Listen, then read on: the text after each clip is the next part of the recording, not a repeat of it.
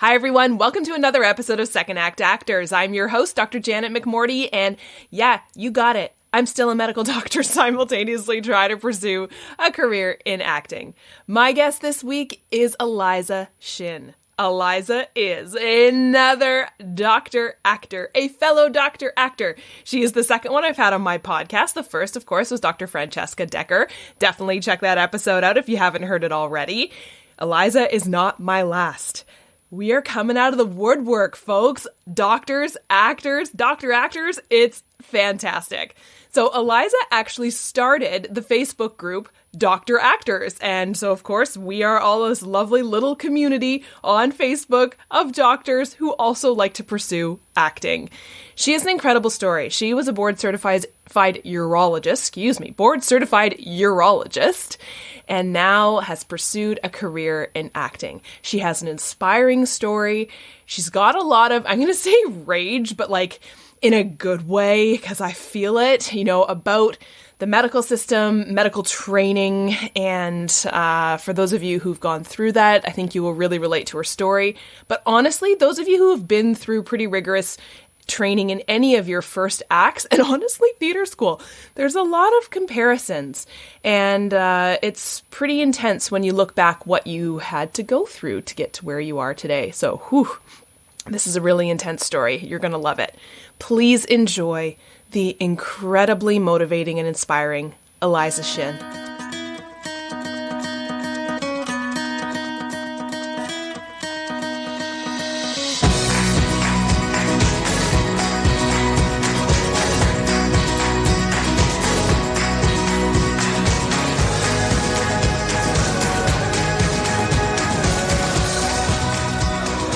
Honestly, I think most people are just, whenever I tell them about the Facebook group, people who aren't doctors or actors or people who are doctors, they're like, there's more than just Ken Jeong.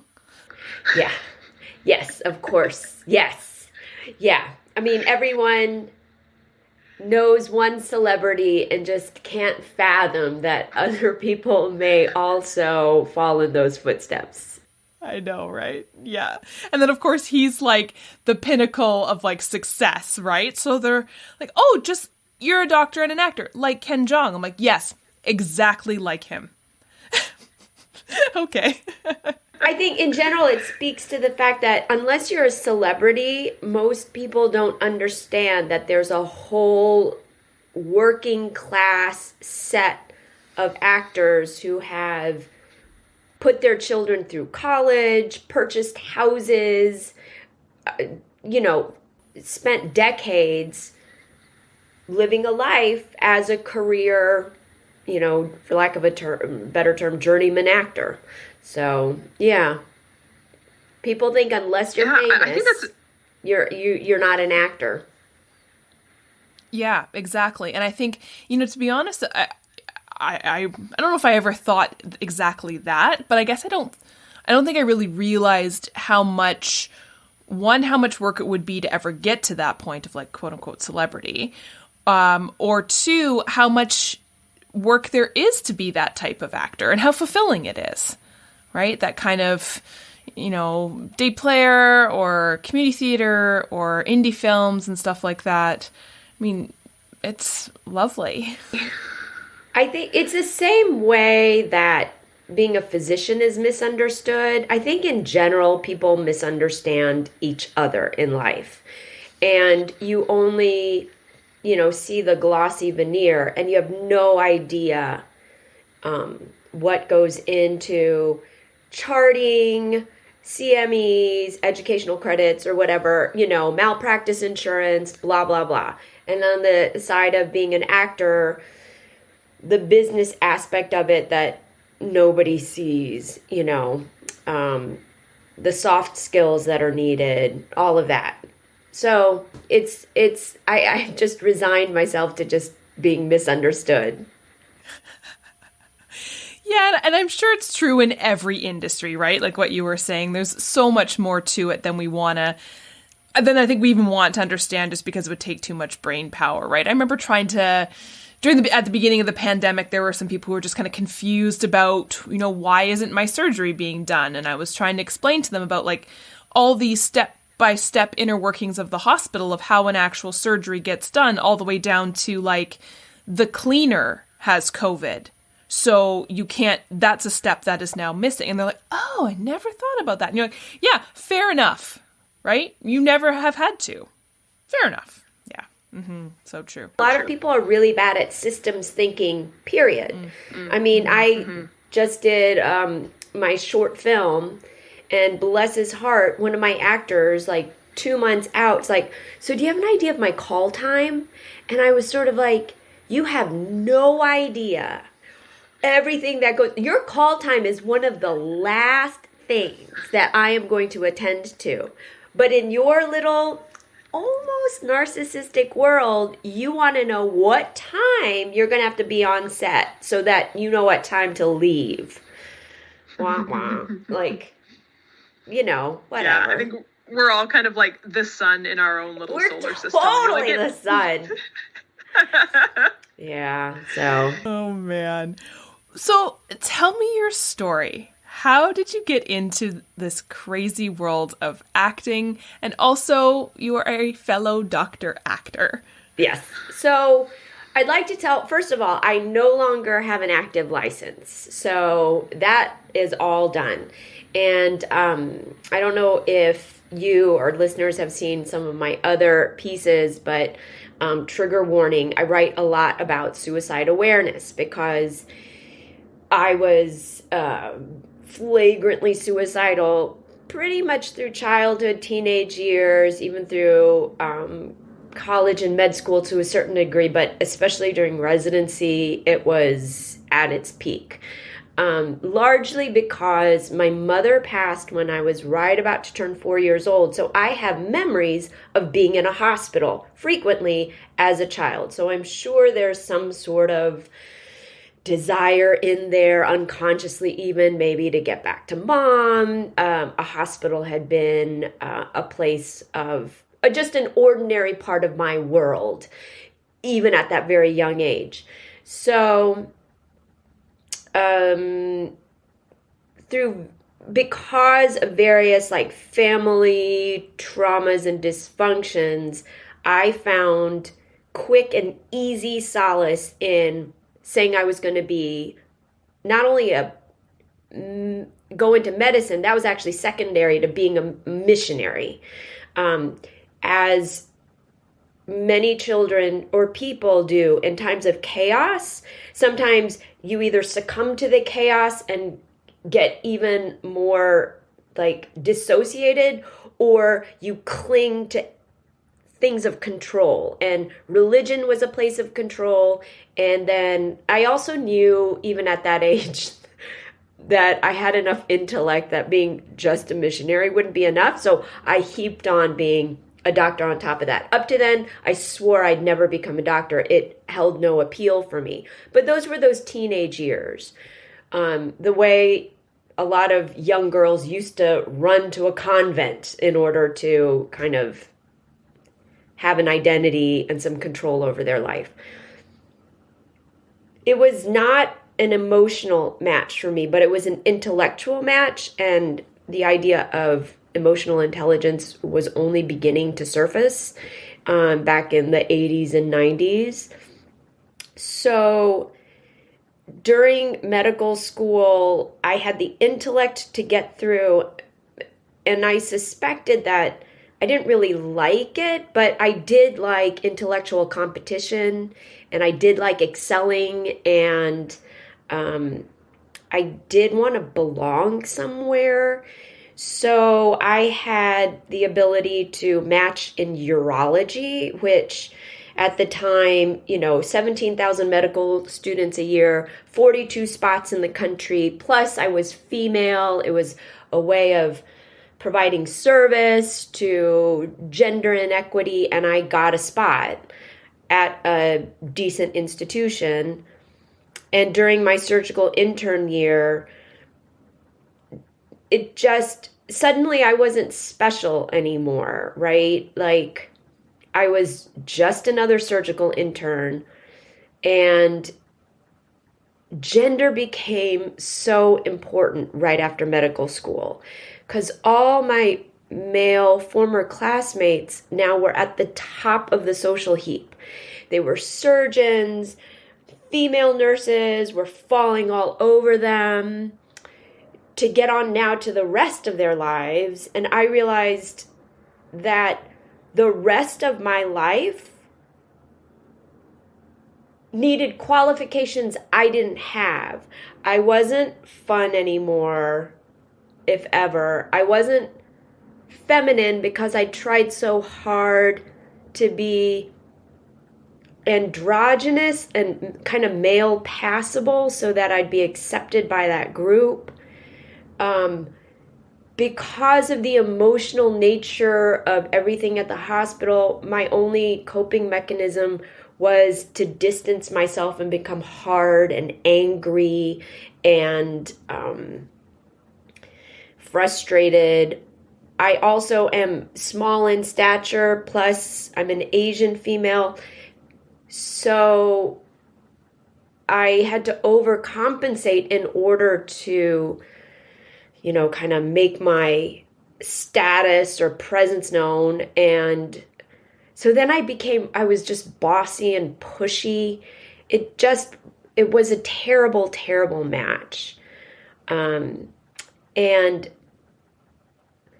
somewhere along the line, I realized I'm pretty gifted, and now I'm making some decent money, and it makes no sense that I'm perpetually suffering and resentful for having to wake up in the mornings.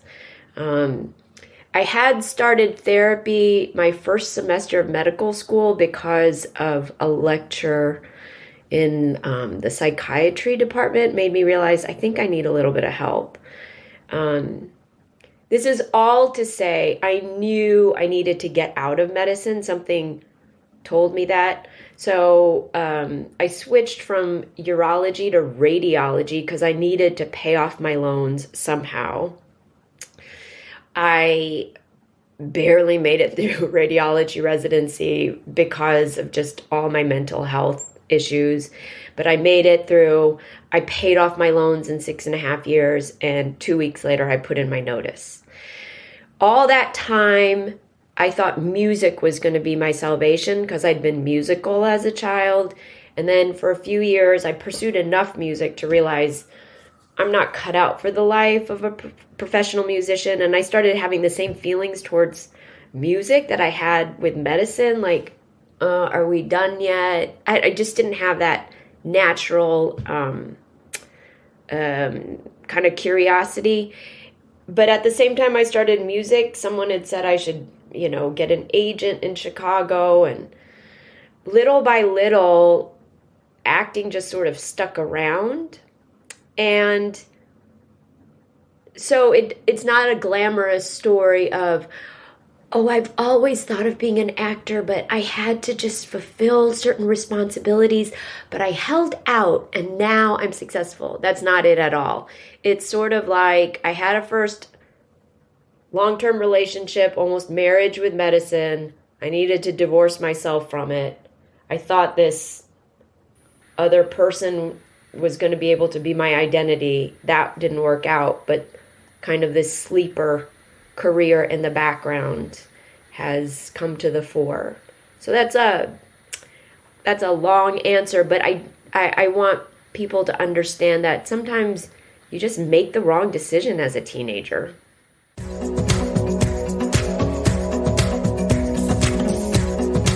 When you were a kid and you were doing music, like would you have described yourself as a creative person? Like, was there always kind of a creativity to your childhood that you I shouldn't say that, not like I'm trying to imply anything, but like was missing during medicine? Like, do you think was that part of it? So, yeah, the question is like, were there any clues at all? Were there any sort of, little breadcrumbs? I did enjoy performing.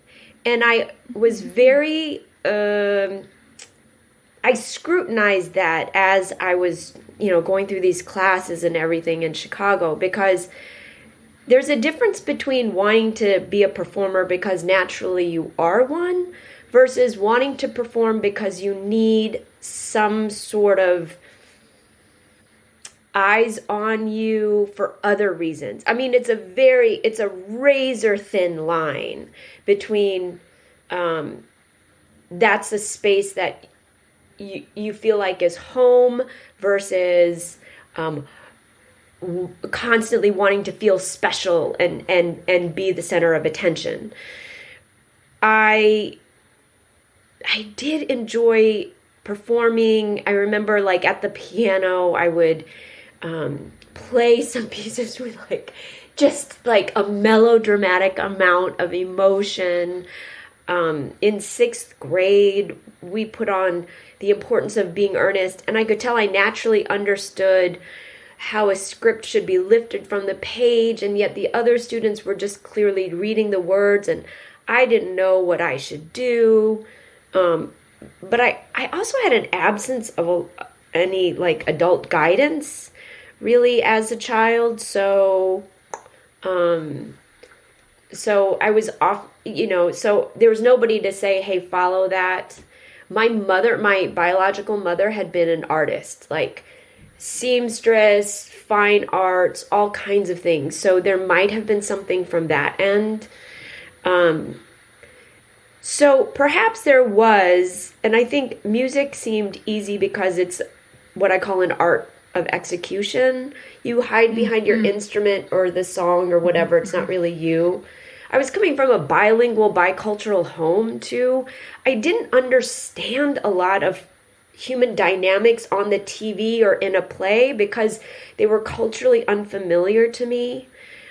So I think in that respect, being an actor made absolutely no sense. Also, I've always been very practical. It was clear to me, I'm a second-class citizen. Nobody really wants to be educated. In order to tell a story, people have to understand your world, but no one's going to understand your world, my world, without a lot of ancillary education. Well, then it's a lecture. It's not a story anymore.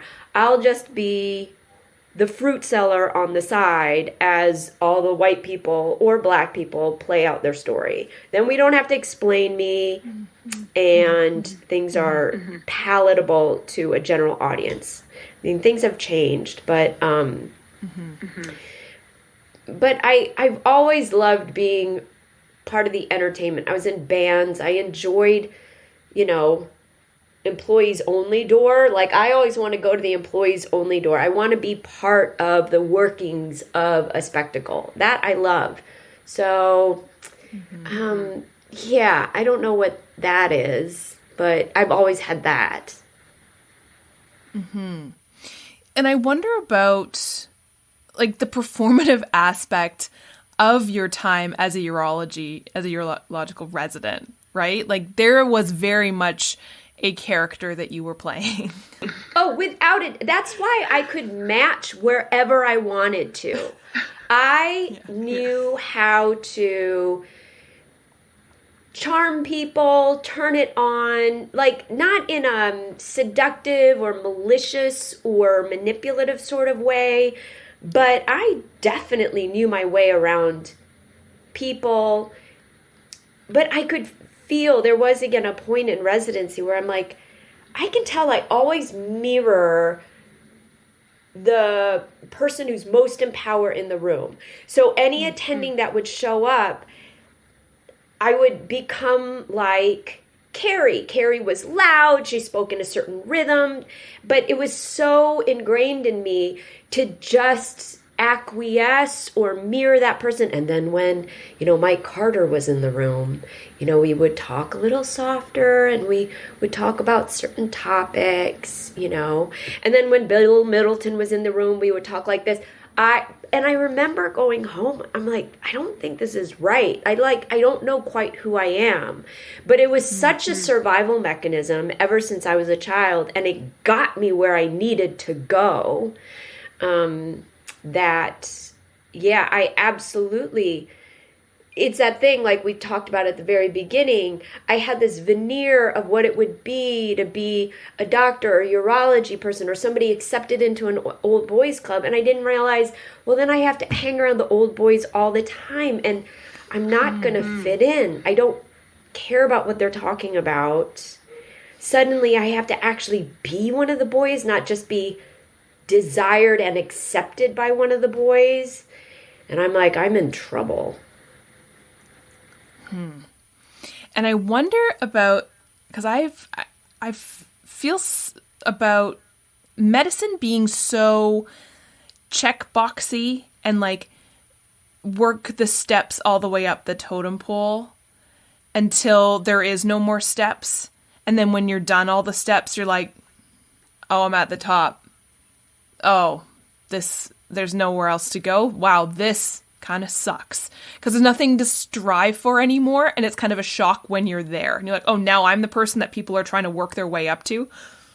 I don't like it. Where when you're trying to work your way up, there's kind of a gratification and kind of a competitiveness to get there. There's always that, get first, between tests, scores on tests, institutions you're going to go to, fellowships, and then this lack of identity.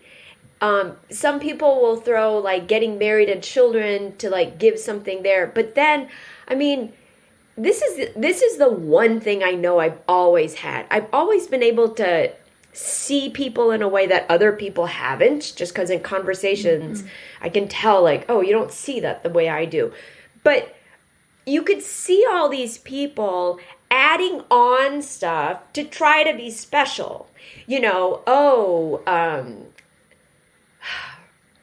Ross plays in a band on the side. And I'm like, I'm glad you have a hobby, but there's a performative element to this.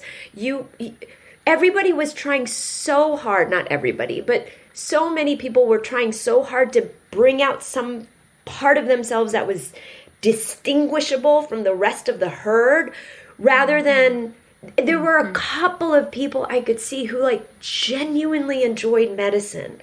And they derived vitality from the work itself. And they had hard days, but they were authentically who they were. And you could smell that out versus these people who would try to spin a myth about themselves in the reading room, kind of as a way of staying special because they'd been special their whole lives. And I'm like, can't you smell the rot in that? Like you've told it too many times.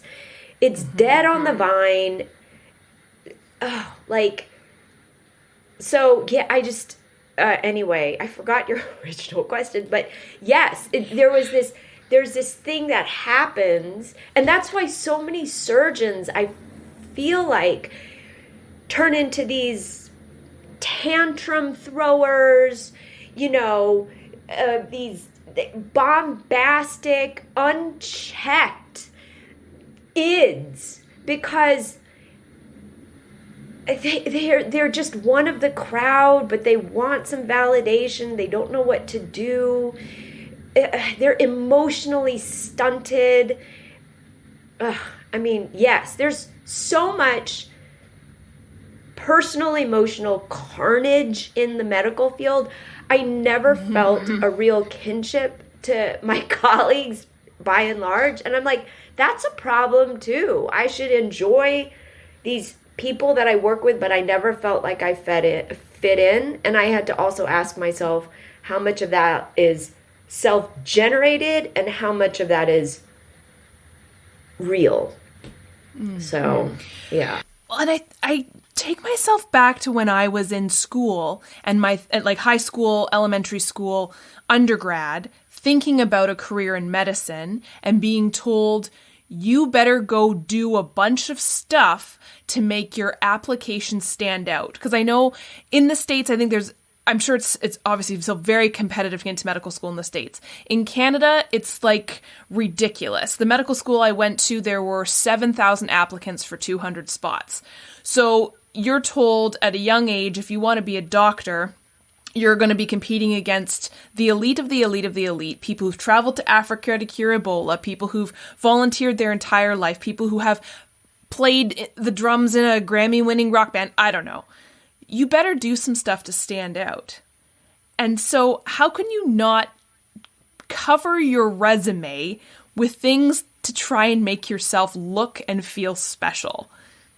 But then also adding on to that kind of superficiality of my, extracurriculars, and a lot of us in medicine, we were also told, because we were like, you are really smart. You're really talented. You're gifted. Because we were, right? That's how we got into medicine. But nothing prepared us for when all of that stops. And that sounds extremely privileged, hearing that coming out of my mouth. Like, woe is me. But it was a gut check, definitely, when I said, oh, now I'm here and I'm done. Okay. Oh, yeah. I remember sitting in the cafeteria once with my, Chinese American, co-resident. And we looked at each other when we were in, it was the dead part of second year of radiology. So we were, smack in the middle of 5 years of residency. And we were like, is this what we worked so hard for? And we also knew we were talking, and this sad conversation, we're like, we don't know what to talk about. We were being honest, outside of the hospital, Scott was married, and he's like, we've thought about having people over, but what would we do? Would we play a game? We realized as human beings, we had no idea how to just interact because of the all-encompassing nature of what we'd pursued. It was a badge of honor to pull all-nighters as an undergrad. It was a badge of honor to have such a brutal call that you'd never fallen asleep. All we'd known was to show off how much we just abused ourselves and this culture of suffering. And then we realized we don't know how to just be people. We know how to function really well, but we don't know how to live. Mm-hmm. I've heard an analogy that it's kind of like being released from prison. Once you're finished your medical, being released, medical training and working as a doctor, you kind of go into it and then you get released and you don't really know how to function in society. And then the kicker is that you put yourself there. You chose to do this. And wasn't it a great honor that you got to do this? Because many want to do what you do and didn't have the opportunity. So you better be grateful. Right. And then also I trained in the early to mid 90s, there was such a gender disparity still in medicine, and especially in certain fields. OB-GYN and peds were riddled with women, but other places weren't. And the women I saw in my they were these incredibly intelligent, single women by and large, just brittle personalities. No one liked to really be around them. They tended to run high anxiety. They were just shells of, they were women by chromosomal analysis only, but I didn't know who those people were either. Because it was also a time of extreme division in what a woman was. It was either body or brains, and body at that time was all Victoria's Secret angels. It was the time of the supermodel, or I like to point out high-powered, intelligent women looked like Madeleine Albright and Janet Reno. To have any whiff of femininity was sort of selling out, almost until Alec McBeal showed up on TV, and they had lawyers finally in sort of slight feminine suits. But that had to happen after gender parity hit secondary education and postgraduate graduate education, which didn't happen until the 90s. I mean, there were so many other factors that a woman of a certain intellect had to deal with. And I mean, I think, like even now I see my other Gen X male colleagues hitting their 50s and like they're just imploding because they haven't had to keep up with the times and they don't understand how they used to be masters of the universe and now they have to learn about diversity and they're just mad and sulky about it. I mean, it's kind of a social, personal maelstrom that some people aren't tolerating very well. Mm-hmm. Yeah, and I think we're going through a bit of a weird period in Canada, at least, and I'm in the medical field, and it's probably similar in the States about how kind of word's getting out about the income disparity between male and female physicians in Canada because we've reached parity. Actually, we've surpassed it. 52% of doctors in Canada are women, identify as women, which has obviously never happened before in our history.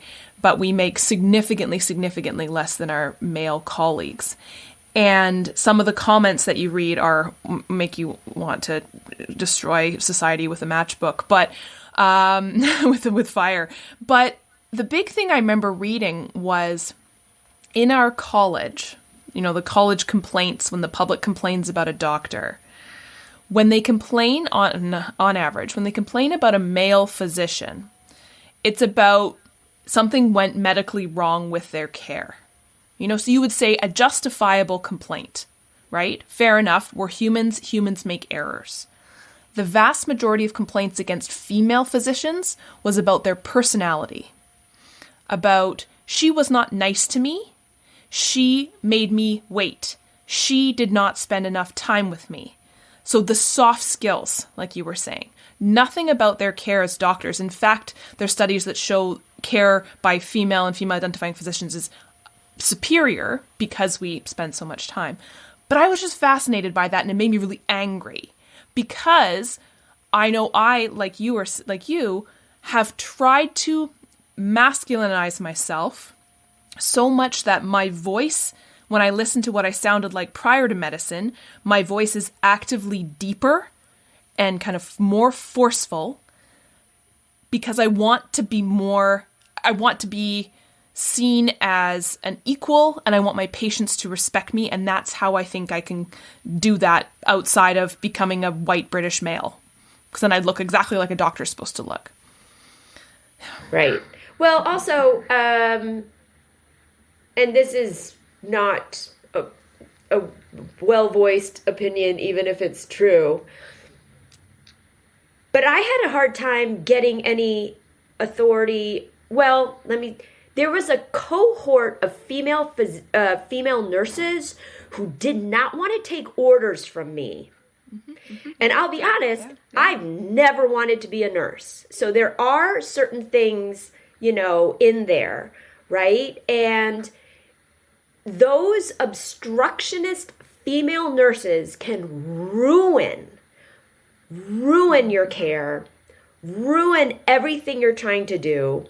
And you were dealing with certain types of gendered issues that sometimes just required you to turn into a belligerent person in order to shove stuff through. And then there's also a subset of males who also weren't going to listen to you or they would try to get you to blow your top and all those things, I think. Mm-hmm. So there's a lot of that. But then, because this is about second act actors, I'll point out one reason that I really love the pursuit of acting, whether or not it takes me to, I don't know, wherever, is that it requires that I be so honest with myself at all times, including my physical appearance, including what demographic I belong to, including how I relate to the world. And sometimes I don't like how my type relates to the world, but it's also changing, and also it's real. It's, there are, it's about having your pulse on society, like it or not. Whereas I think when you get cordoned off into certain professions, and I see it across many professions, not just medicine, you still believe you're that 32-year-old physician that was finished and done, and you don't realize like how you need to change some of your thinking patterns, how the world is changing around you. Or else if you do realize the world's changing around you, you're often doing it in a reactive manner. Whereas in acting, to be a working actor, you better be pretty savvy about how acting styles are changing, how products are changing, and so how, like, if you want to be in commercials, TV shows change, the tone of each TV show. Like, I love that precision, that emotional, personal, kind of social, interactive precision that you have to have, sort of, if you want to stay relevant, especially as, again, just a working class schmo actor, as opposed to like someone who's a star and therefore their essence just sort of carries things. That's different. So, and I even see so many people who want to pursue acting, period, not just, from other careers, can't live up to that sort of honesty or scrutiny is not the right word, but yeah. Yeah. Do you think that's what it is about acting that's different than medicine and music, where you're starting to feel, okay, when is this over? Like, is that what's kind of keeping the fire going for acting for you? I can see that. I have the same natural, persistent curiosity and questioning that some of my medical colleagues had with it. They're like, did you see that study that came out that showed that, if you like change the gradient echo for this, that, like, they were just genuinely curious. And to some extent, I have such an intellectual mind that took me so far, and music too, like, to a certain extent, like, I really enjoyed the execution of it. But there always came a limit at which I'm like, just keep moving, like, be done with it. But they're like, no, the sound is wrong. Like, put more. And I'm just like, can we just play the song? Whereas here, I will lose myself. Like, the question is, where do you lose yourself? And I will lose myself in take after take of a self-tape, or, watching a show and being like, well, what did they do here? It satisfies my curiosity on multiple levels in a way that's sustainable, as opposed to this sort of like, forced execution of skills and talents. And I can see in other people when I'm like, you need a better self-tape setup. It'd be great if you got these lights. Oh God, like, do I have to get more lights? Like, I can see where they're coming from. Mm-hmm. Take me back, if you don't mind, to the time when you did the switch, like in medicine, saying, I don't think I can do this anymore. You kind of had alluded to like a bit of a kind of a pivot point, that you said psychiatry talk in medicine. But take me back to that. I'm curious about that, if you don't mind talking about that, how that came about. And then I know you kind of did music for a bit, but I want to dig deeper into why acting. So, the medicine, even my first semester of med school, like, I didn't enjoy it,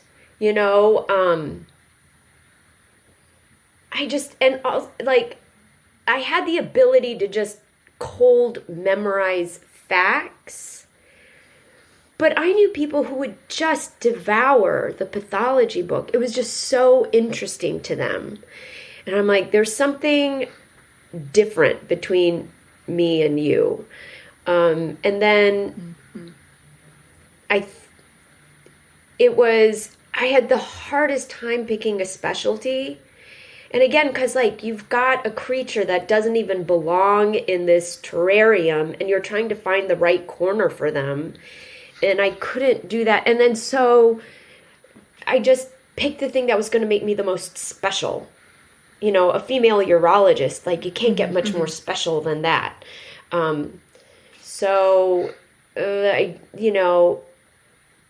But during my surgical internship, I mean, it got to the point I was like crying all the time. I was blisteringly tired because that was still Q2 call. Also, because I just cold memorized facts without having a deep understanding, I could tell like I was running into certain walls about like what to do. Whereas like my co-resident Sean, who won intern of the year, you know, he just got it. So it made sense to him in a way that he could sort of like run and be a functional member of the team versus just a person executing orders like check these labs, follow up on the renal ultrasound, blah, blah, blah.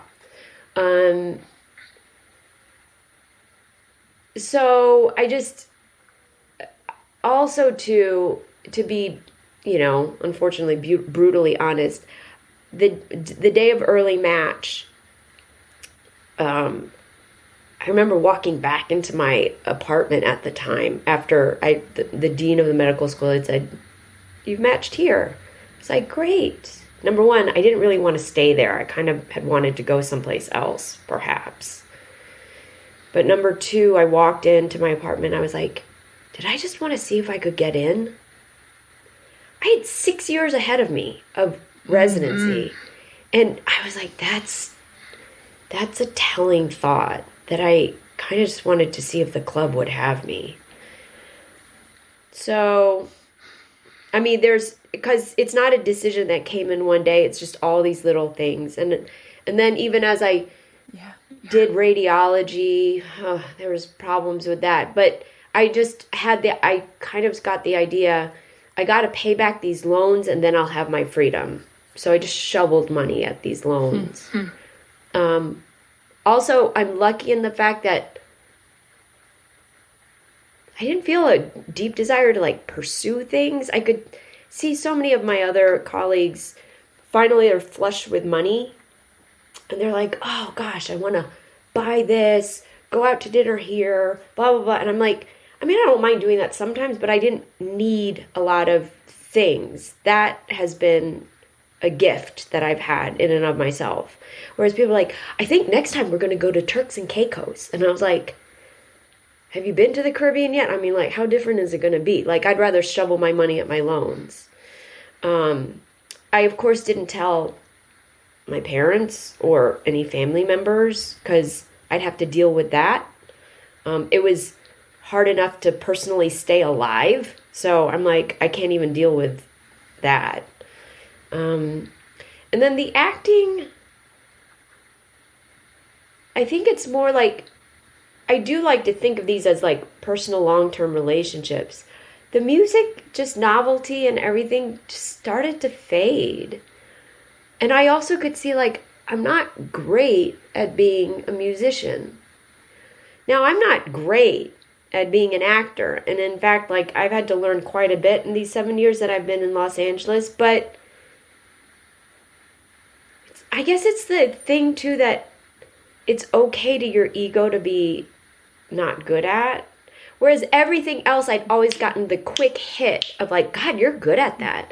God, you're really good at that. God, you're good at that. So you're like, okay, I'll go do that so that I can keep feeling these people show me attention. But I'm like, I could feel I wasn't a good actor. I'd lose out parts to people constantly. But I'm like, you know, I put out bad work, but it was the best work I could do at the time, and that was good enough, which is a complete and utter departure from someone who has natural aptitude in multiple areas. And also a good amount of personal neglect at home. So then anytime a stranger would be like, oh my gosh, you're really good at that. Like, can I feel safe here? Are you going to pay attention to me? Is somebody going to notice me? Mm. Yeah. Do you notice any similarities between acting and your medical career? Like, I know you just kind of mentioned some of that, right? But anything else that you've noticed you've pulled from medicine into now your time in LA and acting? I mean, the one thing I have is a work ethic where, like, in general, I mean, physicians know this. Like, you have to deal with all these patients. Like, a lot of people don't have a work ethic, you know. There are plenty of, I mean, by and large, most physicians, like, have to be somewhat organized and self-disciplined if you're going to make it that far. Mm-hmm. I knew how to, like, read power. I don't know how much of that is medicine related. I think being a female from an immigrant family, all that stuff, like, I was going to have to do that no matter where I went. And the more I pursue acting, the more I don't see many similarities. Because by and large, I've seen a lot of physicians do poorly when they come into the creative realm because they're so used to being right all the time. Or there's this hierarchy, so they want to voice their authority. You have to know in the arts when to shut up. It's humbling, but to me, in, you know, the healthy way. A lot of physicians don't want to look at themselves. A lot of physicians are just a one-way valve. A lot of physicians are way too intellectual. That's my biggest block in my acting. They're so heady. They're disconnected from relations. The way they set boundaries is just by being a one-way informational authoritative valve. At least when I was in medicine, I think it's changed, but we were being, you know, trained by boomers. A lot of condescension, scorn, contempt, dismissal. Those were very effective tools to train other doctors. You can't use that in the creative realm. It shuts people down. And this sense of self-aggrandization and self-inflation, like, most physicians don't even realize how much of that they have. So, yeah, but then that makes sense of why I feel so at home here for all of the non-creature comforts I have. This feels natural and easy to me. And whenever I go get medical care and the physician comes in, I'm like, you're still doing this crap? Like, you've got to be kidding me. Like, you're going to do this for another 15 years? Like, gross. You know, like, I can't imagine being calcified into something that I had decided at the age of 16. I have heard a very similar chat about that. I love that word, calcification. That's a great medical term. But why would I be the same person I was at 16 now? Like, I can't even imagine taking advice from 16-year-old me. Why would I even think I'd want to be doing the same thing that I thought I'd be doing when I was 16? Hello, we've evolved as people. And I think, yeah.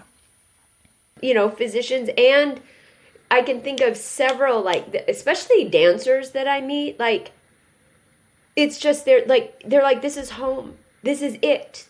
Whatever shape of dancer I have to become, be it a teacher, a choreographer, whatever, like, this is where I belong. And I have met physicians who are like, especially because by and large, if you have to be sensitive to pain or you wouldn't go into a healthcare field, right?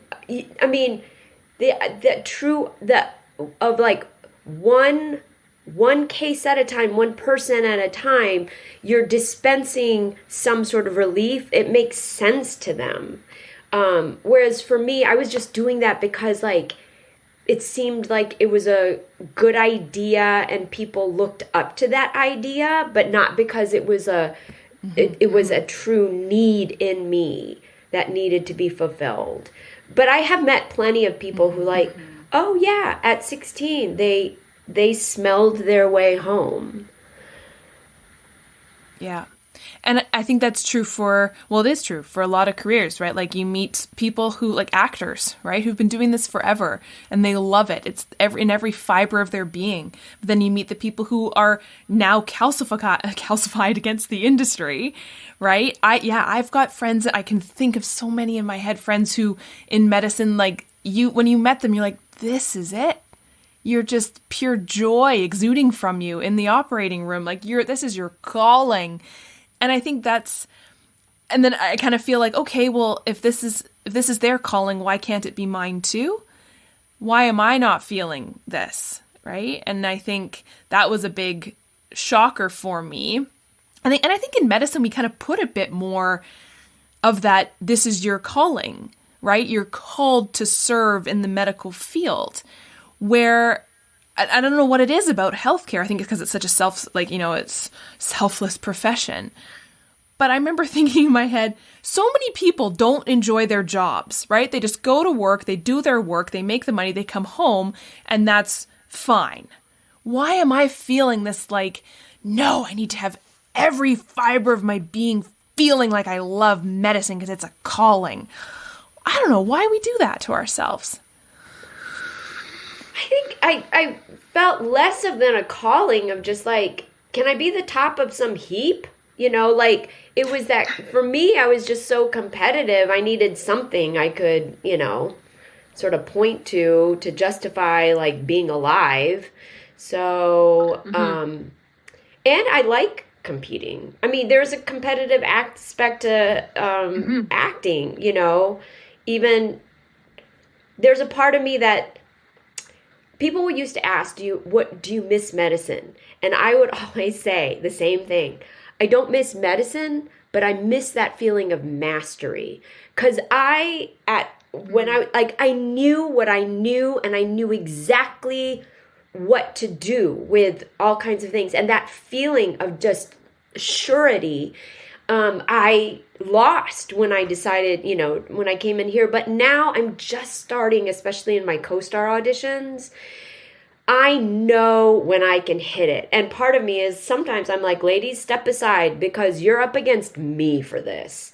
And I know sometimes when I just like wipe the floor with my auditions, like, because I also know how I used to do those co-star auditions. Because a lot of people, they don't have the experience, they don't have the know-how, whatever, I haven't gotten there in my guest star level yet. That's for a bunch of reasons, and maybe someday that'll change, and maybe I'll still be alive by the time I get good enough, and maybe there'll be parts, but whatever, like I still enjoy that pursuit of it, but I still have that competitive edge. I know every time I get to walk on set, I'm part of the 1% in the world, like even less, like how many people get to walk on set out of 7 billion people in the world, much less in Hollywood. Like I know it may not look like much on the outside in some ways as I look around my 1-bedroom apartment, but like in some ways, like I'm one of the luckiest people to live on this planet ever. So I'll take that. Whereas like with medicine, I was just like, I'm supposed to feel better than I feel. That's a problem. I agree with the competition thing. I think, that there needs to be a healthy competition. And if you like that competitiveness about yourself, which I know I'm a very competitive person, and I love that about myself. And I know now in acting, I'm competing against people who've been doing this since they were babies. And so I have to work really hard in order to try and be that 1% of the 1%. So I have to train, I have to be prepared, because these are the people I want to compete against. They're the best of the best. And that's what I love about the competition, is that, you know, I guess that sure comes down to like being on the top of the heap of something, but it's a driver for sure. It was a driver in my academic career. I want to be the best of the best of the best. And then slowly you realize as you travel through your academic career, you're now with other people who are also the best of the best of the best. And same with acting, right? Now I'm like in the union. I'm now like, I'm not just competing against Joe Schmo down the street for some small little community theater project, which I love to do. But now I'm like in the Olympics. Okay, bring it on. I'm ready for it. I love it. Mm-hmm. Yeah. I would say though, and I don't just, you know, like it's what flashes through my mind as you're talking, like physicians are good at working harder, but you have to work in the right way to be an actor. And sometimes I see a lot of like people putting effort into things. I'm like, you know, scene study class or what, like, but it's like working harder to be an actor is different. You know, it's a different kind of work. Like watching a tape that's good and watching a tape that's bookable is almost imperceptible to the general public. So to develop a casting director's eyes and see what it is that, and then to do that work, it's a type of work. And it's almost like the word harder isn't the right way to go about it. Do you know what I mean? It's so, because that's when like the head totally obstructs it. You know, it's the letting go of control that, right. The reason you let out that sigh is like physicians by and large don't know how to do it. Not to be crass. It's not safe to. Not to be crass, but this is, I think, the effective analogy. It's like you need to climax, but the thing is, whenever you're in that, you have to fully be in the moment and not be asking yourself the whole time, like, am I climaxing? Am I climaxing yet? Did I come yet? Did I come? Is this the what I'm supposed to? Like, you're never going to get it that way. It's the full on opposite through the looking glass the other way, which is so personal, and it's the opposite of working harder, but it's a type of work. So I guess you call it harder, but it's like, that's hard to quantify. So how do you get there? How have you worked in the last 7 years to get to where you are, to feeling more of that feeling of mastery? I've taken classes at so many different studios with so many different people. I've had to, I mean, you have to make an endless number of mistakes and still find yourself curious. You have to understand that there's no one prescribed way. I've also got to the point where I realize each teacher has something to teach me, but then I'm constantly moving on. My current teacher of late is this right mix of like kindness and truth and personal insight, because they always say your acting problems are your life problems. And in that sense too, you have to be honest about how you're approaching life and how that comes across in your acting. So, and I admit, like, it's every now and then I'll feel that I've flipped to that other side, you know, but it has to be more, like, if you want to actually work, it has to be consistent, and you have to, like, figure out how to get there. And you do hear plenty of people on podcasts, celebrities, say, like, every role is different. So it's sort of like even the pursuit of that, you have to be open to the fact that you're never going to actually know. So in the meantime, be honest about your technical abilities, what your tics are, what your tendencies are, where you're being sort of self-serving, or egotistical in your performances. For me, I have to have a check on my anxieties with each role. I know, like, if I'm up against a time crunch, the quality of my work goes way down. If it's a project with, like, people that I really, really, really want to work with, I had to, like, check that so I can level out. This idea of, like, letting go and have fun is the opposite of medical training. So how do you let go and have fun in the moment that's not in a, oh my God, this is so fun way, which is completely unmarketable, versus, like, holding on too stiff to all of the lines and are you done speaking so then I can speak. Like, how finely tuned is your instrument? Gosh, that's personal. That's personal. What makes you climax? Totally personal. Each partner is totally going to be another personal journey, or else then you're still just performing as inauthentically as anything else, sort of. And it has to be okay to watch yourself be that bad. Yeah. And I think that's where growth happens, I think. And I know what was big for me was realizing that the mistakes that I'm making in acting and the badness I've done in acting, the world will not end and nobody will die. But I had that same feeling of anxiety that was the case because I was making a mistake. Because that's what medicine gave me. This feeling of, oh my God, I made a mistake. Bad things are going to happen. Where it's like, no, just let yourself be vulnerable and let yourself make the mistake so you can grow from it.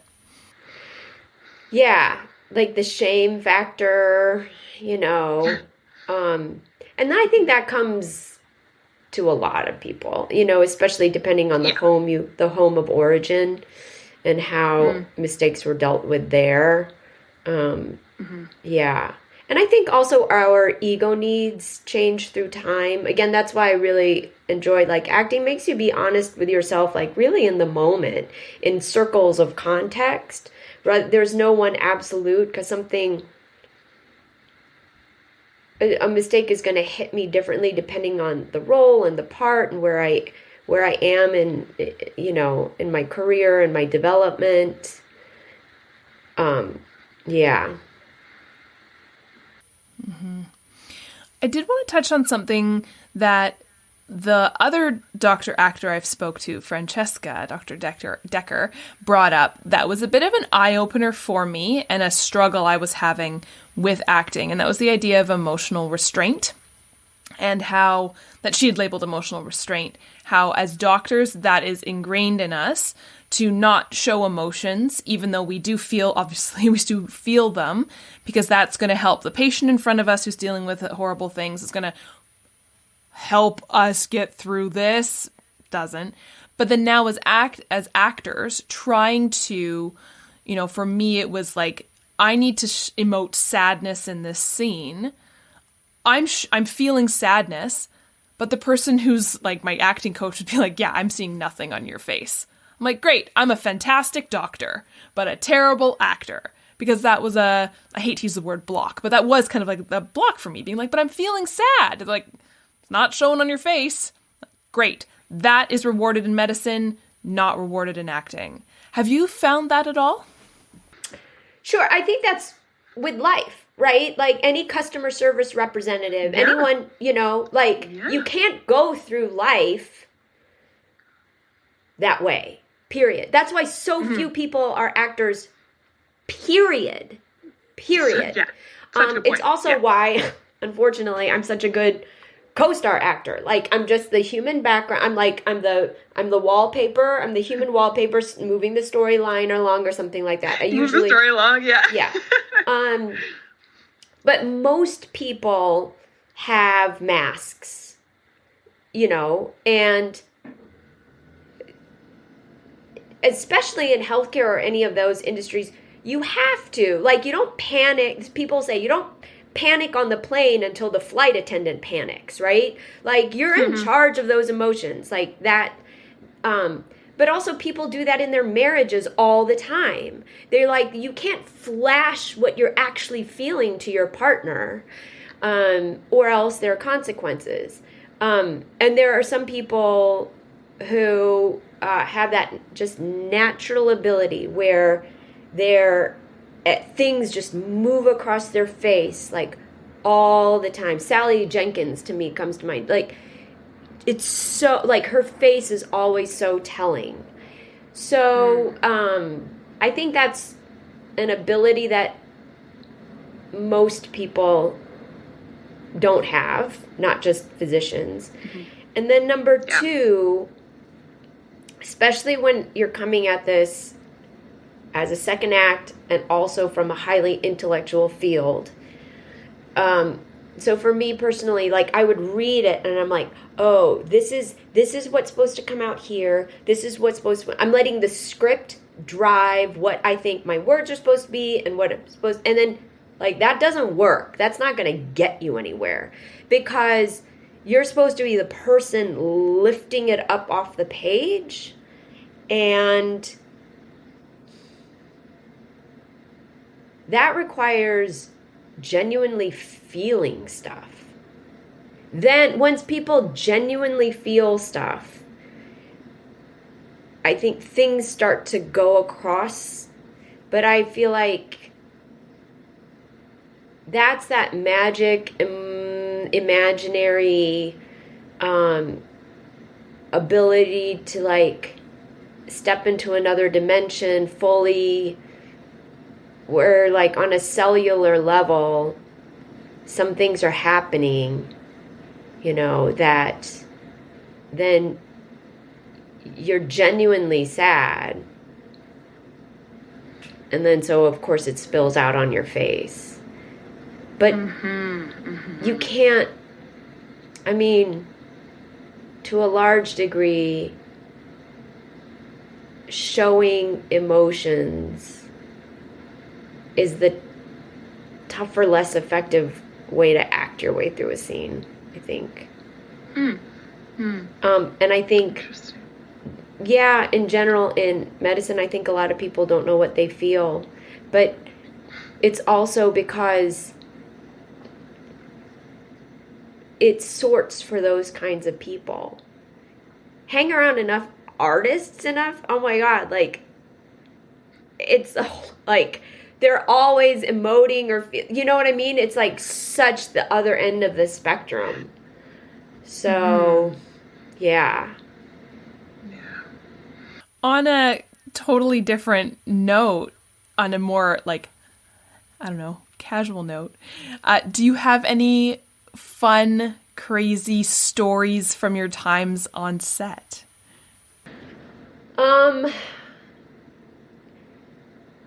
Just the other day, I didn't realize I was giving a huge speech until right before the scene, because they weren't giving out sides or just a whole bunch of things. And I, luckily, it was, like, not like an emotive thing. It was more an informational, I'm supposed to, like, tell all these people, this is what's happening and that's what's happening, and this and this and this and this. And two, like, it at least had a couple of props that I could use to, but at first they, like, someone's handing me a microphone, they're like, this is for your next bit. I'm like, I have lines in the next thing? He's like, you're so funny. Because there'd been a mix-up of sides. Also, this set is really secret. Like, they don't like to release sides. So, luckily, we had rehearsal, and then we were breaking for lunch, and then we were doing it. And you can't tell anybody. Because, like, on set, you kind of have no safe friends. Everybody's working so hard. Like, the surgeon doesn't ever get to turn to the anesthesiologist and be like, oh my God, I've never done one of these before. I don't know what we're going to do. Right? You're just like, that's all in private. And so, like, I just had to, like, pull it out, just like figure it out. And, again, it's like, God, you just don't realize how many mistakes you can make. I had glanced at the call sheet, like when I woke up, and I didn't think I saw my number, but also too, honestly, my eyes are changing. You got to make all the mistakes. And I was like, for a little bit there, I was in big trouble, but, yeah, and so that's that thing of like, it took so much to like make it seem I wasn't doing a great job either, but but like I needed to be not noticeable in my performance, and it took so much to get there given all those other circumstances, and no one's ever going to hear about that. Nobody on set is like, oh my God, you really did such a good job for somebody who did, like, you can't do that, and it's like having to like be willing, and it's okay to be completely kind of neglected, which I guess in a way, again, it goes back to my childhood. I'm like, I'm used to being neglected and not paid attention to. This is fine, So, yeah. Is there anything that you're looking forward to coming up? Let's see. Like my auditions, have like started to like the roles are getting better. There's that period of time where you can feel you're getting better even before you see any sort of like pin or booking from it. So it'll be interesting to see how that goes. I put together a short film. We're in post right now that I wrote and directed and was in. And, it's a first short film, but I'm so glad that I finally did it. Again, I learned a lot, as anyone would through something like that. And the pandemic helped, like, in a way for me, like, just quiet down all this frenzy of classes and having to go some places. And I'm actually in a place where I'm like, I'm actually really peaceful and happy. Also, like, I'm a working actor. This is it. And I know that could change, any calendar year, but it's a really lovely period. I'm so, I can say, like, now that there's enough distance and the hurricanes kind of calm down, I'm like, I'm so proud of myself for doing that as late as it was, because like I'm always reminded I could have missed out on this. Like, I easily could have just stayed. There is every intellectual reason to stay, but like, wow, like there was more out there. I remember I was at a doctor's appointment once, and she was probably about my age, a little younger. And she looked at me. I remember her saying to me, every day I wake up and wonder what else is out there. And I was like, there's so much out there. It's somebody who never left school in a way, And I'm like, there's so much. And I love seeing, like, there's so much out here, and I get to see it.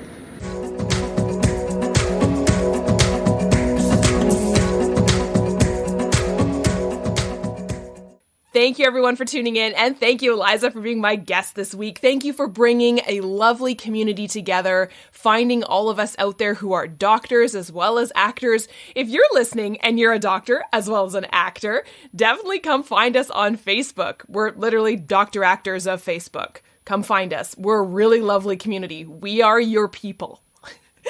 I hope you enjoyed this episode, and I hope you'll tune in next week for another episode of Second Act Actors. Bye! Second Act Actors is produced and edited by me, Janet McMorty. Theme music by Guillaume, additional sound editing by David Studio, additional video editing by Jackie Wadoer, show notes written by Sarah Hopkinson.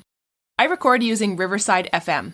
If you're interested in developing an interview-based webcast like mine, I highly recommend this platform.